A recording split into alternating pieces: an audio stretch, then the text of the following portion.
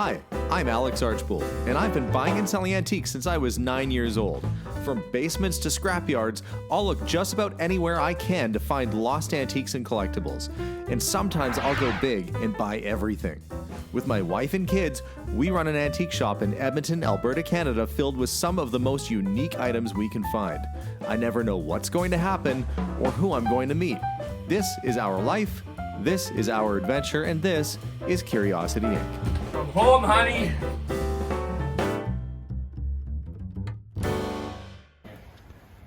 This is what's happening today. We found out that we have to add an insulation barrier, frost barrier, next to the foundation. Unfortunately, it's so close to the wall that we can't get a proper size excavator or really anything down there. We're trying to get this done before the next week. So we've been digging it by hand. Now Steven's taking over for me right now, so I could do the video here. Hans is working away. We're trying to get one more section. We've done all the way around so far. So I'd say we're about 60 or 70% of the way done getting this stuff in. But in the meantime, Paul and Zenobia are back here and they're filling up a kid's pool. Why are they filling a kid's pool? Well, because we have pet geese apparently in the backyard who've been thirsty as all heck. And we're gonna leave some water for them so they've got something to drink and swim in because there's not much for water in this neighborhood. Don't know why they're nesting here. See, look, they're waiting right there for us to finish what we're doing and then just guarantee as soon as we walk away, they're gonna be in that water like a dirty shirt. Swimming around. Swimming all around. If Paul doesn't get in there first. They've just discovered it. They're poking their little beaks in there. Taking a big drink. Oh yeah, they're happy. They didn't jump in yet though. Oh, I see a foot going up. The foot's thinking about it. The head's telling it it's in the water. The foot's trying to swim. Wait for it. They're like, how long has this been here for? They're really thirsty.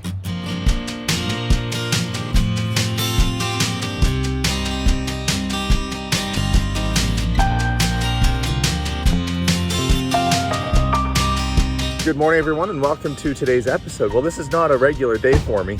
I am taking this big truck, well, it's just a cube van, all the way to Saskatchewan, which for me is a 4-hour drive, and it's all to go get some shelves for the new building, which isn't even built yet at the time of this filming.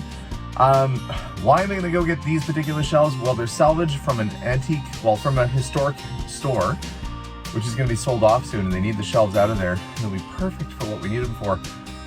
So to go on the trip today, I've brought a special guest, my son Jason. Hello. So Jason and I are going to head on a father-son road trip today, go pick up some shelves. So without further ado, let's go get them.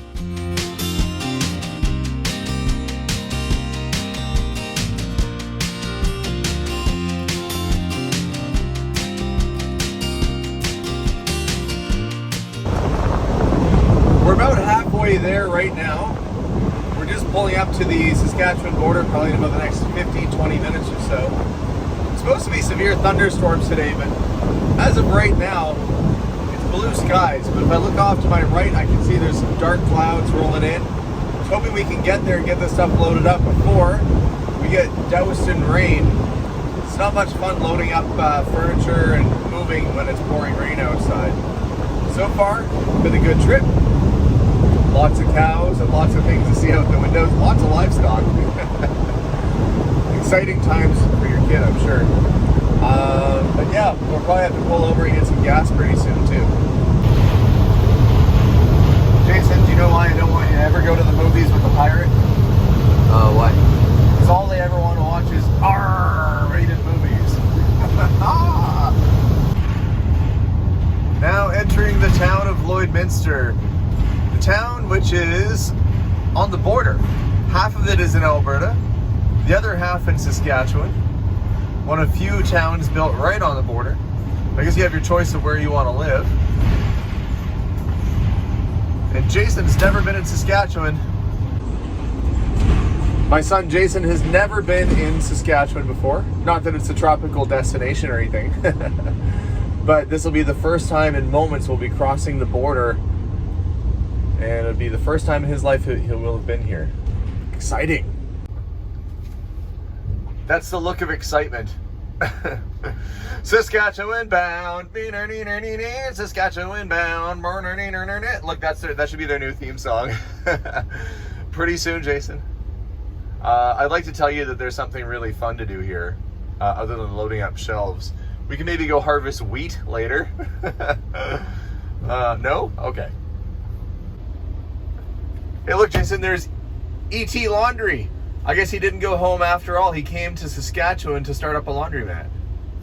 E.T. fold clothes. Well, we've made it to downtown North Battleford.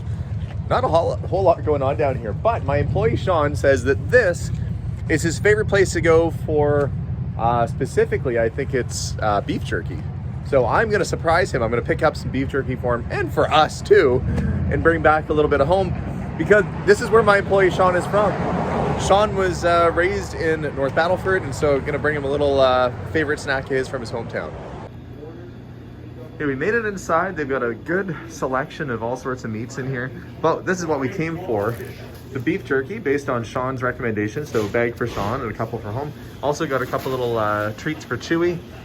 I guess better we get those than, that's for a bigger dog, I think. Smoked bones for dogs. I don't know what Chewy would do with himself if he got hold of one of those, but we're gonna grab our jerky and hit the road. Thank you. In smaller towns in Canada, I'm sure all over North America, you can come to a small town and you can spot where the old bank used to be, because it's the fanciest darn building in town. Now, it's not a bank any longer. It looks like they've turned it into offices, but definitely has that early sort of, 1900s Edwardian kind of architecture. Really cool building. Unfortunately, there's been lots of older historic buildings, the spaces in between that are now empty. And the space we're going to next, it's a freestanding building that used to have all sorts of great little shops next to it. Sadly, they're not there anymore. The building we've come to visit today, see if I can get a little bit farther back from it here, is about 100 years old or more. It's about as old as my building, except it's big. This was a big block. Unfortunately, it needs a lot of work in TLC, and they are going to be selling it at an unreserved auction. The inside of this space is massive, and what I wouldn't give to have a building this big for us to have our store in. But you can see it's got the original hardwood floors. Needs a little bit of TLC. And the brick walls. A lot of potential, but what we've come here for are these shelves. Oh yeah, the original tin ceiling, look at that. That's exactly what I want to do in our new space, is get that kind of detail in there. Really cool. That's a lot of tin ceiling in here. Boy, oh boy. But what I came here for were these. Complete antique shelves.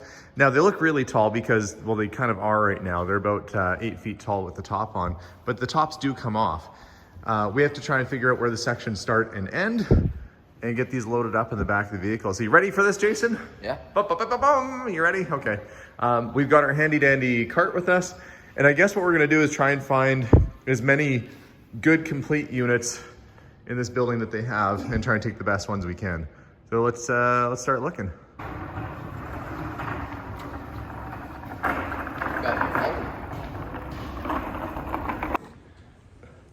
So why drive 4 hours to pick up some old shelves? It's recycling at its best. And on top of that, well, it's gonna save me money in the long run. These would be very expensive to build. But when you go into the building and we have it done, I want it to feel as though it's been there for 100 years. You get that effect by using the right kind of materials and the right kind of shelving. Shelves like this, not necessarily easy to come by. You have to find an old abandoned building like this, it's not a minute. So I think worth the trip. I was able to get 3 units in the back, so 2 that'll go together and then 1 will be freestanding. That's exactly all I need actually, so it worked out good. But I have a little bit of extra space, so I might stop, see if there's maybe some antique stores or something around here. Why waste an empty truck, right? Before we head out of town, well, I don't know where Jason went to. Where'd you go? Oh, there he is. Before we head out of town, Jason's all into that beef jerky. By the way, how is it? It's amazing, he says.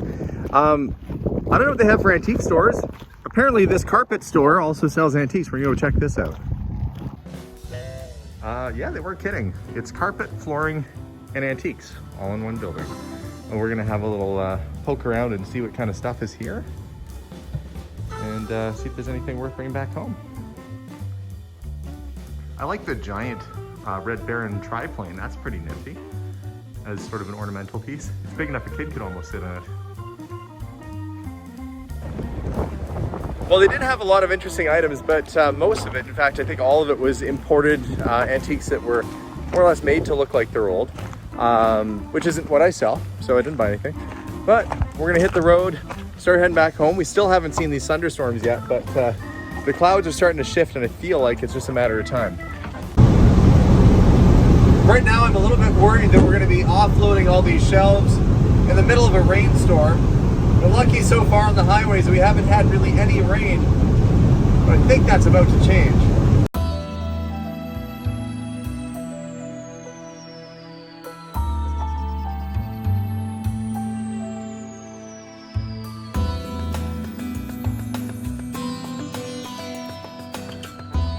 Well, after an incredibly long trip, we're back at the store, right?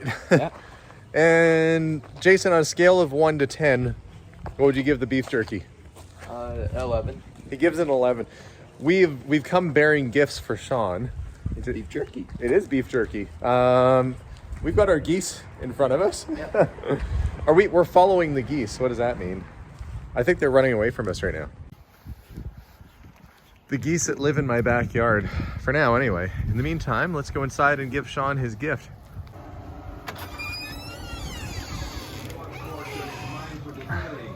Hey, it's Sean, and it's Bob.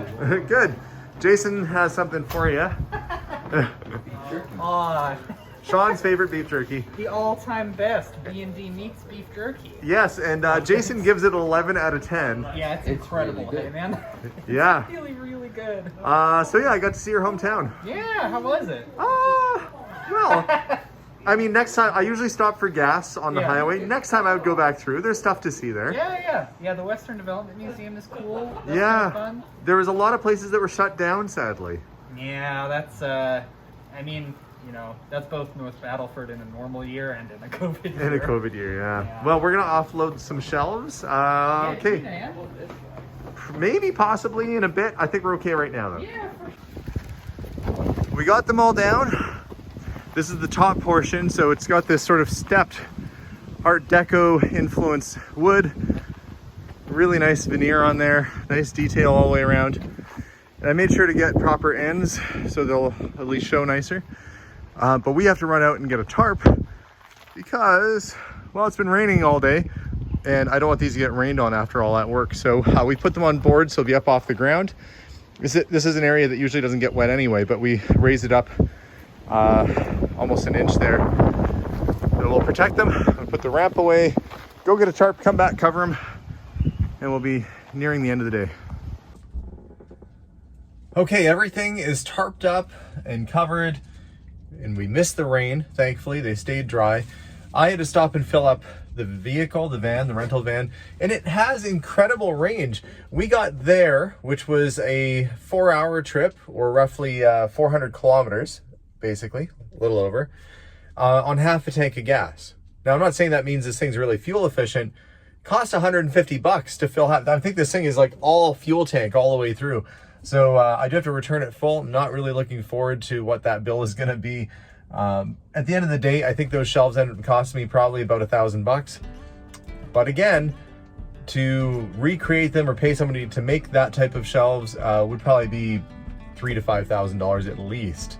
Probably like $2,000 to $3,000 per unit or more. So actually probably more like $6,000 to $8,000. So I think it was worthwhile overall, and I think it will give the store a really great look. Had a lot of help from Jason, that guy right there. Yeah. As it poked towards your face. Did you have fun today? Yeah. Okay, what was your favorite part? The beef jerky? Beef jerky. Okay. Jason is a big fan of the beef jerky, so to B&D Meats in Saskatchewan in North Battleford.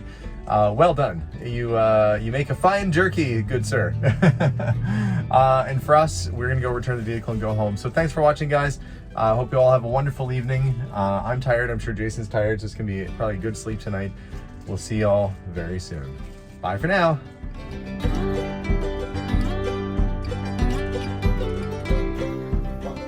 Okay, so now it's time to see what Chewy thinks of the stuff from B&B Meats. He seems pretty excited.